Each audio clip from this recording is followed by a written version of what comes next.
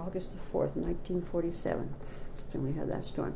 It was funny, just before we went to bed, we were sitting outside on the front steps, my husband and I, and around 11 at night before we went to bed, we saw these funny clouds over there. It had two black arms southwest of here. We were commenting on funny looking clouds. We never seen clouds like that before.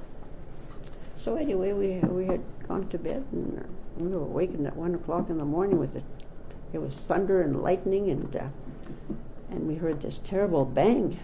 And of course we had no power from then. We come down from our bedrooms and look out the window, and through the lightning we saw, for heaven's sakes, the barn was gone. So anyway, we said, well, we had horses and calves in the barn and cats, and that's, we lit the lantern and we managed to get to the barn in the rain. And sure enough, half of the barn was gone.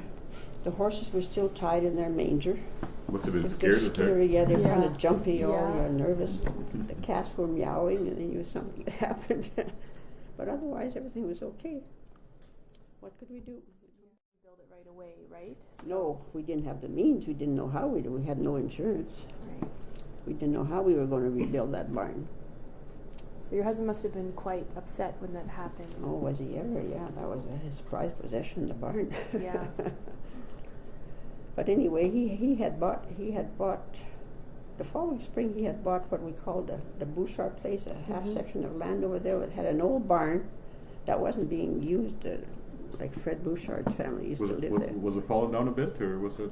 Yeah, it was kind of wrecked. They weren't using it anymore. So between Peter's brothers and my brothers, they all got together and salvaged the wood out of there to be able to rebuild that barn.